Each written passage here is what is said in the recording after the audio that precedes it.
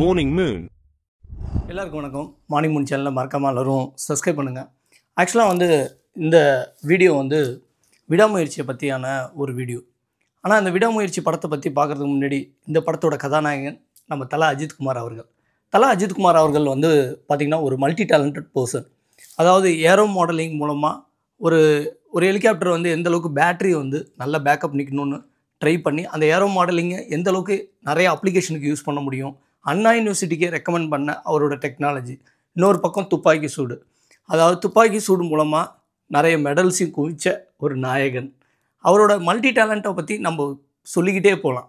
அதாவது இன்னொரு பக்கம் ஃபோட்டோகிராஃபி, இன்னொரு பக்கம் வந்து பார்த்திங்கன்னா பைக் ரேஸ், கார் ரேஸ், இந்தமாரி ரேசிங்லாம் வந்து சின்ன வயசுலேயே ஒரு ஸ்பான்சர் இல்லாமல் நாளைக்கு இந்த ஸ்பான்சர்லாம் என்னை தேடி வரணும்னு தன்னம்பிக்கையோட முயற்சி பண்ண ஒரு கதாநாயகன் தான் நம்ம தல அஜித்குமார் அவர்கள். அவரோட முந்தைய படங்கள்லாம் வந்து பார்த்திங்கன்னா 2022க்கு அப்புறம் ஒரு 23, 24 எந்த படமும் இல்லை. இதுக்கு முன்னாடி வந்து துணிவு வந்து எல்லா ரசிகர்களாலும் கொண்டாடப்பட்ட ஒரு படம். அதாவது தல அஜித்குமாரோட படம்னாலே தலைக்குன்னு ஒரு ஃபேன்ஸ் இருக்காங்க. அந்த ஃபேன்ஸ் வந்து என்றைக்குமே எதிர்பார்த்துட்டு இருக்காங்க. இப்போ வந்து ரீசெண்டாக பத்மபூஷன் அவார்டு கிடச்சோன்னே அந்த ஃபேன்ஸுக்கு தான் இது அதிகமாக பங்கு இருக்குது அப்படின்னு சொல்லியிருக்காரு. அவரோட பெருந்தன்மையான விஷயங்கள், அவர் பண்ணுற நல்ல நல்ல காரியங்களுக்கு மிக ரசிகனாக எல்லாம் தமிழர்களும் இருக்காங்க. அதாவது உலகத்தில் எங்கெங்கெல்லாலும் அவருக்குன்னு ஒரு கூட்டம் இருந்துக்கிட்டு தான் இருக்குது. அதேமாரி தான் துபாயில் ஒரு ரேசிங் நடக்கும்போது கூட அவரோட ரசிகர்களை பார்த்து அவரே பிரமித்த விஷயங்கள் நிறையாவே நடந்துகிட்ருக்கு. விடாமுயற்சி படத்துக்கு வருவோம். விடாமுயற்சி படமே அதோட டைட்டிலே வந்து இந்த படத்துக்கான விடா முயற்சி தான்.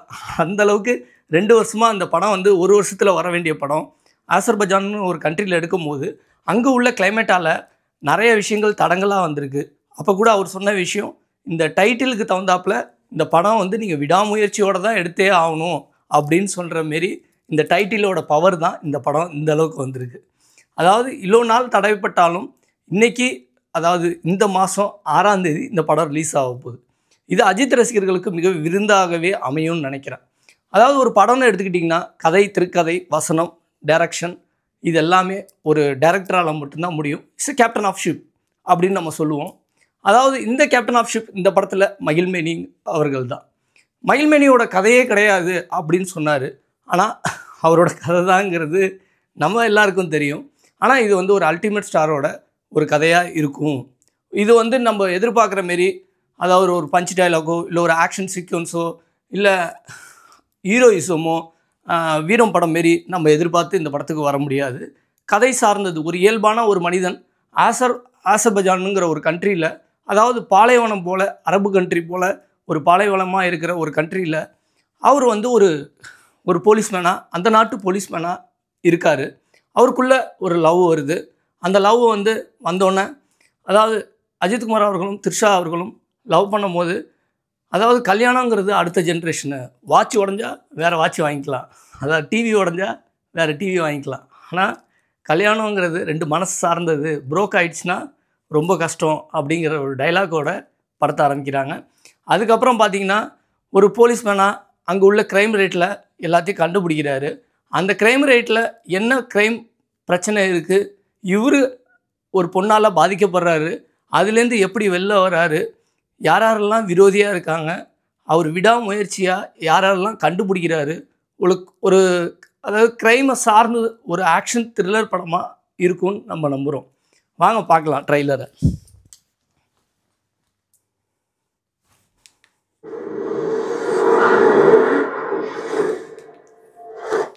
ஆக்சுவலாக லைக்கா ப்ரொடக்ஷன் ஃபஸ்ட்டு இதே நீங்கள் பார்த்துருப்பீங்க. அதாவது ஒரு டெசர்ட்லேருந்து ஒரு டாப் ஆங்கிளில் ஒரு ஃப்ளைட்டில் வந்து, அதாவது அந்த ஃப்ளைட்லேருந்து ஒரு வீடியோ கேமரா எப்படி கேப்சர் பண்ணால் எப்படி இருக்கும், அதாவது இந்தமாரி டெசர்ட்டில் வந்து நம்ம எடுக்கும்போது ஒரு பாலைவனத்தில் ஒரு ஹை ஆங்கிள்லேருந்து ஒரு கேமராலேருந்து ஒரு ஹெலிகாப்டர்லேருந்து எடுக்கும்போது அந்த ஆங்கிள் வந்து செமையாக அமைஞ்சிருக்கு இந்த படத்துக்கு. அதுக்கப்புறம் இந்த காரில் பாருங்கள் என்ன ஸ்பீடில் வந்து அந்த சேசிங்லாம் நடக்கிறது.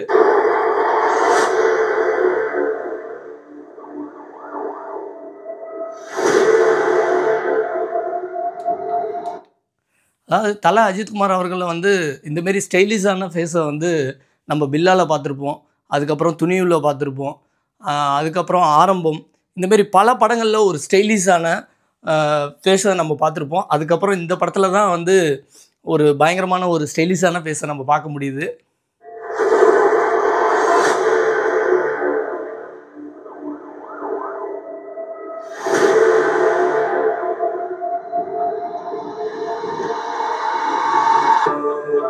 அவன் பார்க்கும்போது அந்த மொமெண்ட், அந்த இமேஜ் அவனுக்கு ஆயுஷ்க்கும் மறக்கக்கூடாது.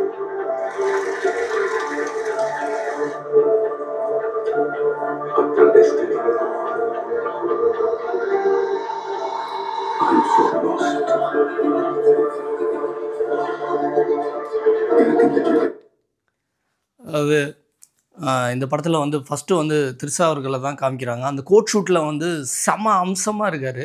அந்த இடத்துல வந்து இந்த மூமெண்ட் அவரை என்னை பார்க்கும்போது அப்படின்னு சொல்கிறாங்க.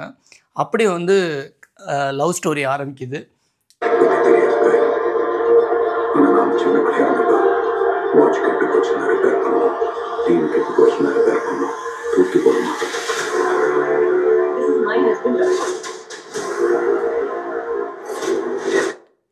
அதாவது நான் சின்ன பையனாக இருந்தால் வாட்ச் ரிப்பேர் ஆனால் தூக்கி போட்டுடலாம், டிவி ரிப்பேர் ஆனால் தூக்கி போட்டுடலாம் அப்படிங்கிறாங்க.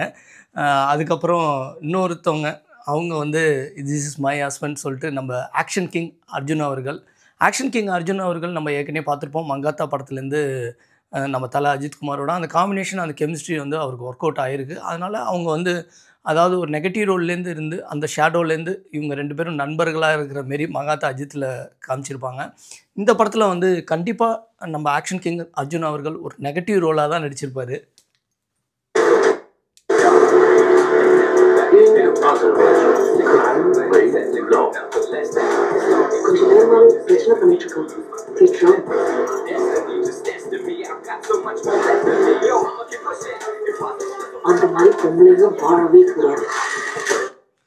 ஆக்சுவலாக வந்து அந்தமாரி பொம்பளைங்கள் வாழவே கூடாது. அப்போ ஏதோ ஒரு பொண்ணால் நம்ம தலை அஜித் வந்து பாதிச்சிருப்பாரோ, அஜித்குமார் அவர்களுக்கு ஏதோ ஒரு பொண்ணால் தான் இந்த இன்சிடென்ட் நடந்திருக்குமோ, அப்போ வந்து இவரோட லவ் பண்ண பொண்ணை வந்து யாரோ கொன்னுட்டாங்களா, இல்லை அந்த பொண்ணு வந்து லவ் பண்ணிவிட்டு பாதியில் விட்டு போயிட்டாங்களா அப்படிங்கிற ஒரு தாட் வருது இந்த டைலாக்ல.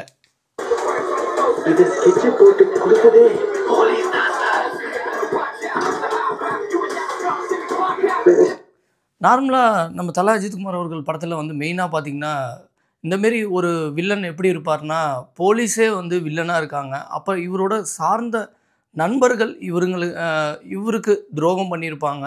அந்த துரோகத்தை எப்படி கண்டுபிடிக்கிறாரு, இவர் முதுகு பின்னாடி குத்துறவங்க எத்தனை பேர் அப்படிங்கிற ஒரு இன்ட்யூஷனலாக எடுத்த கதையாக இருக்குமோ.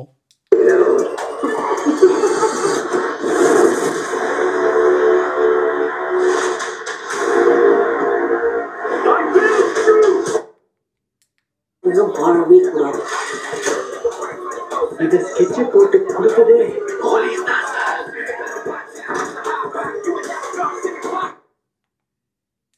பொம்பளைங்க வாழவே கூடாது. இதை ஸ்கெட்சை போட்டு கொடுத்ததே போலீஸ் தான் சார்.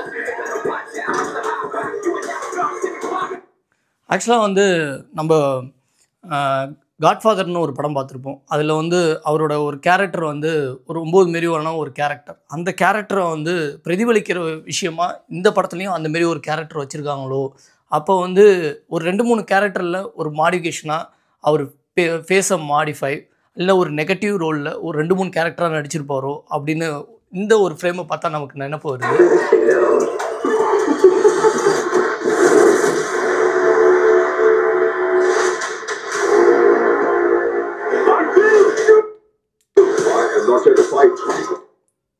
ஆக்சுவலாக ஒரு போலீஸ்காரால் தான் இவர் இந்த அளவுக்கு பாதிக்கப்பட்டிருப்பார். அந்த க்ரைமை ஒரிஜினலாக யார் பண்ணது, யார் அந்த கொலையை சார்ந்த விஷயங்களாக இருக்கும், ஒரு சிபிசிஐடி போல் நடிச்சிருப்பாரோ அப்படின்னு நமக்கு நம்மளோட ஒரு கதை வந்து ஒரு படத்தை வந்து ஒரு ட்ரெய்லரை பார்த்தாலே கதையை கணிக்கிற அளவுக்கு இன்றைக்கி ரசிகர்கள் வளர்ந்துட்டாங்க.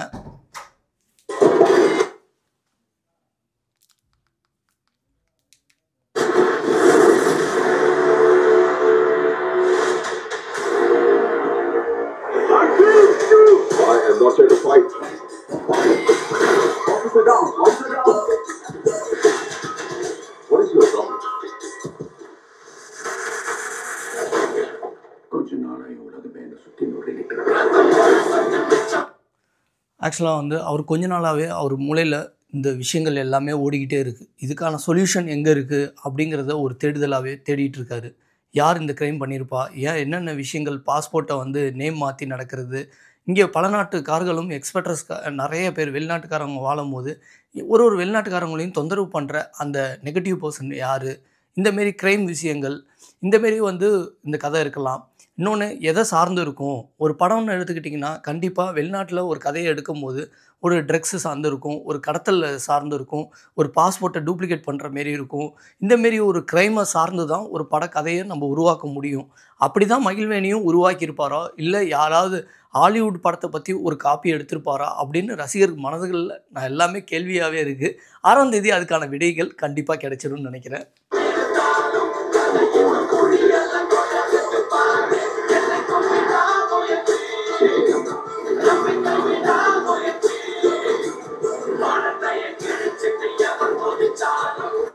அதாவது கேப்டன் விஜயகாந்துக்கு அப்புறம் ஒரு 2 வீலில் கார் ஓட்டுனது நம்ம தலை தான் நினைக்கிறேன். ஏன்னா தலைக்கு வந்து ரேசிங்கு, கார்லாம் சேசிங்கு இந்தமாரி ஒரு ஆக்ஷன் படத்தில் தான் அவர் வந்து அவரோட ஃபுல் திறமையும் அவரோட ஃபுல்லாக யூட்டிலைஸ் பண்ணுற டைரக்ஷனும் நிறைய பேர் இருக்காங்க. அந்த படத்தை மாரி தான் இந்த படத்துலேயும் அவருக்கு வந்து ரொம்ப ஒரு ஃப்ரீடமாக ஒர்க் பண்ணியிருப்பார் போலருக்கு. ஏன்னா இவருக்கு வந்து இந்த ஸ்டோரி ரொம்ப பிடிச்சிருக்கும். ஏன்னா ரேசிங், சேசிங் இந்தமாரி காரை சார்ந்து ஒரு கதையாக இருந்தாலே அவரோட ஹோல் இன்வால்மெண்ட் வந்து அதிகமாக இருந்திருக்குங்கிறது இந்த படத்தை பார்த்தாலே நமக்கு புரியுது.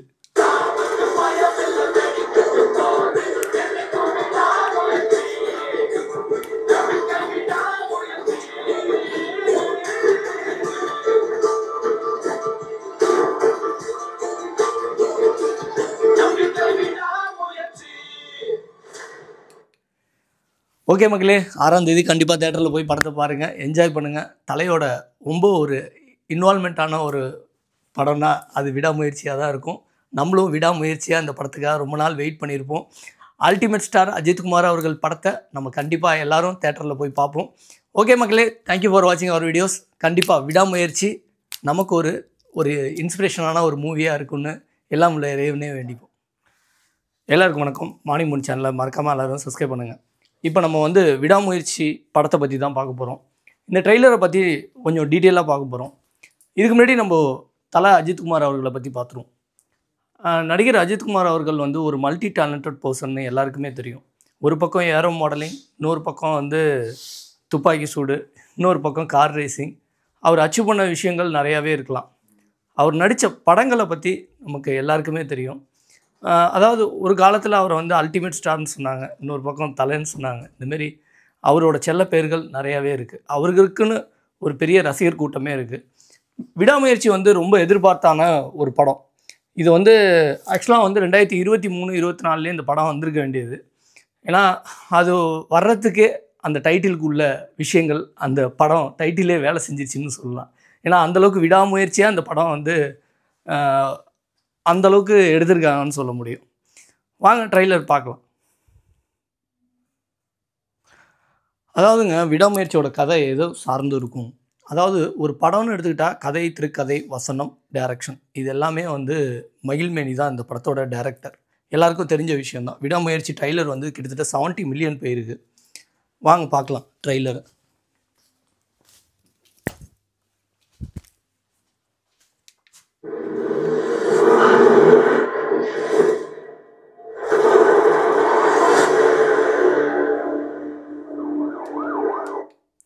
அதாவது விடாமுயற்சியோட படத்தோட கதை வந்து நிச்சயமாக ஒரு ஆக்ஷன் த்ரில்லராக தான் இருக்கும்.